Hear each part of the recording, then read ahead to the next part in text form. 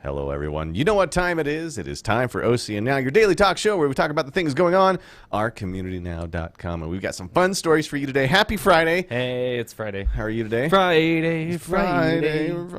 Gotta get down on Friday. We do. I'm your host, Josh, along with Evan. How's it going, guys? saying welcome to another edition. So we've got a fun flurry of stories for you today. Yep. And Evan's about to kick that off. Under the sea. We are not going under the sea. Down Not where it's yet. wetter. That's where it's better. Take it from me. So speaking of under the sea, did you know that construction is planned for an international space station? Is it? Under the sea. No. Like, for real. Like, wouldn't that be dope to have, like, an international, like, Absolutely. subspace station? Wouldn't you? I guess that's what it's called. Aquanaut Fabian Cousteau Right. calls Proteus, sorry, my Proteus. apologies, a house at the bottom of the sea. It would be the first underwater research station to be built in decades. Absolutely. So, in 1963, the legendary French explorer Jacques-Yves Cousteau resurfaced from the depths of the sea where he lived for 30 days with 5 others in a saucer-like craft called the Continental Shelf Station 2. That's cool. Absolutely. Jacques Cousteau dreamed of oceanauts that manned underwater bases to research and explore, but today, only one underwater habitat remains, and it's 34 years old. I didn't even know we had underwater I habitats, didn't even know we had one either. Like, I've been Absolutely. on the ride at Disneyland, Yeah. you know, but that's as far as I thought we got. Absolutely. So, the thing, you know, if I knew there was an underwater base, I'd want to be an aquanaut. The only thing that makes me worried is I've seen Deep Blue Sea one too many times that it... No, the shark. Yeah, okay. ate. Well, maybe that's not a problem out there. I am also terrified of what's in the ocean. But now Jacques Cousteau's grandson, Fabien, intends to further the mission. Fabien Cousteau is the founder of the Fabien Cousteau Ocean Learning Center, a nonprofit dedicated to protecting the oceans. As a practiced scuba diver and aquanaut, Fabien Cousteau has experienced firsthand the challenges of living underwater and conducting science there. That's pretty dope. Right. The Proteus is named after the prophetic sea god of Greek myth that Homer called the Old Man of the Sea. It is a 4,000 square foot underwater laboratory. That is huge. For an underwater lab, that's really large. Because That's you got to really imagine big. that you got to pressurize that whole thing, and you got to put in, you know, environmentals and all that crazy jive. So very interesting how big it's going to be. Proteus will be built at a depth of 60 feet in a biodiverse and marine protected That's not area that off far. the coast of Dutch Caribbean island Curacao. And it sounds like it's probably 60 a feet beautiful... isn't that bad. No, but I it's thought it was the gonna be amount like of the time that bottom you're of, like- underwater and pressure and all that stuff, as I understand it. So True. I don't know if they'll have to decompress and all that stuff when they come Well, up. it's- That's for smarter people than me. It's like those deep sea welders that Yes. operate and they live in the pressurized vessels. I knew an individual who would spend 30 days at Yeah. a shot just staying underwater 24/7 because the time to depressurize cost too much money or some craziness. It was wild. That's Kinda wild, cool. yeah. So the base is 2 floors with a central social area surrounded by living quarters, medical bays, labs, and bathrooms. For now, it only exists as plans designed by the industrial designer Yves Behar in his Fuse project. It looks pretty cool. You should click on that. We also have the link in the description provided so you can go there. Fabian is raising $135 million for construction and operation costs for the first 3 years. No, sweet. I'm Oh, cool with that that. sounds really... I didn't... We're gonna find some pretty sweet stuff. Oh, yeah. The cool part Oh, is yeah. when they pressurize it just right, and the pressure inside the cabin is equal to the pressure outside. Yeah. They can have the live floors where literally the water is just like in the movies, Yep. sitting right there, and you Just just sitting hop right- in and go. right. Off you go. It'll be wild. It'd be cool to see what the living spaces would look like. You know, could you imagine going to sleep every night underwater, hearing if there's like whale song or just ocean sounds out there? Well, they talk about like the pounds per square inch of the water pressure on you and your body. Yeah. Like as you go down through the different depths, but that's compared to sea level. Once you adapt and you normalize, Yeah. it doesn't affect you at all. Yeah. It's crazy. It'll be something else. Yeah. Sounds like a really cool adventure. Well, that is something very futuristic, which leads me to my next article. Like, first off, I am a huge fan of science fiction. I love Who me some isn't? Star Trek. Who isn't? Me and- too. Star and Wars. Star Wars. And like and, all like, Firefly. Event Horizon. Absolutely. And, yeah, that so, one's kind of scary, but I dude, understand that what movie you're is saying. great. But science fiction can now predict the future. Part 1. No, you're making Yeah, that part up. this is how science fiction predicts the future. So even 60 years ago, Star Yeah. Trek was pretty spot on when it came to modern day technology. Flip phone. Isn't that nuts? It is, Like, actually. absolutely nuts. So where's my lightsaber? I mean, they're kind of made laser blades already. There's Whatever. other YouTube channels out there if you check that out, but we Right. should make one. Absolutely. So who doesn't love science fiction? And you just said I mean, that. I But love science did you know that there are some reasons, though, I never really grasped why Star Trek had so much influence?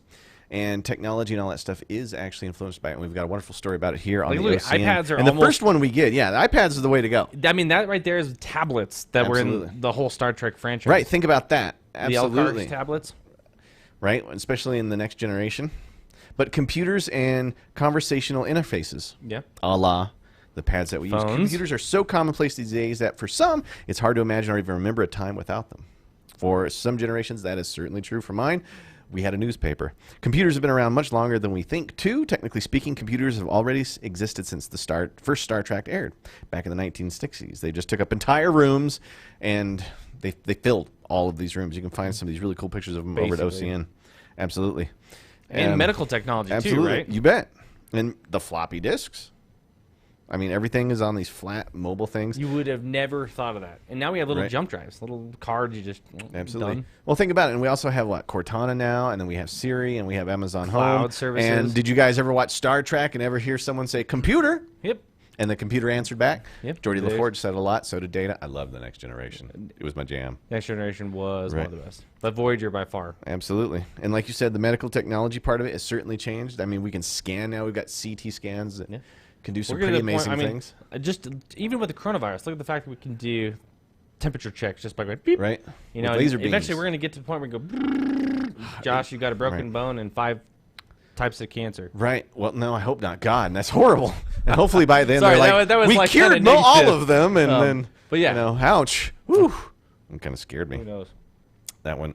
But yeah, sci-fi is on its way. Dude, I'm loving sci-fi. Absolutely. Hopefully we get some cool new sci-fi stuff coming up in the future when it comes to different movies. I want my car to drive me and be as smart as a dog. Come get me, boy. Come get me. Well, unfortunately, this is a blast from the past. Yes. After nearly 2 centuries of business, Lord tough. and Taylor calls it quits. Right. They finally closed the doors. Dude, that's crazy. They've been around for a long time. Absolutely. It's actually it's sad to see these businesses go, but those are the ebbs and flows of the world, commerce in the world. Iconic retailer Lord and Taylor began slashing prices on Thursday. So what this day? That's today. It was yesterday. My apologies. Today's Friday. As the We don't company even know what day it prepares is. to shutter its remaining 38 stores. That's right. America's oldest department store made it official this week that it plans to close its 38 remaining stores and discontinue its online business. So they are shutting everything down, guys. The historic retailer began going out of business yesterday, and the retailer is currently offering deep discounts and promotions in store online on existing inventory, new arrivals, and categories not previously sold at the company's stores. It is crazy because Lord & Taylor has been around forever, and the company did file for Chapter 11 bankruptcy August 2nd, and announced that it was just too much after that. And I don't want to blame COVID, but I'm going to blame COVID. Another one bites the dust. I know, and this is mall Lord & Taylor. Mall shopping Lord dead & Taylor. anyways. Like, people go to malls for the vanity of going to the mall. I know, one of my first You don't jobs go was at a there to mall, shop though. anymore. And it was like a social gathering. Maybe they just rethink malls as some sort of large social gathering place. I mean, that spreads literally, coronavirus. you go to a mall because of the boutique atmosphere that you're going to get. You don't go there anymore because the clothes and the food and the things you want to buy, you're going to go to Amazon or your online retailer anyways. Which they were there. Or you're going to go to that store on their online level because you don't really want to try everything on.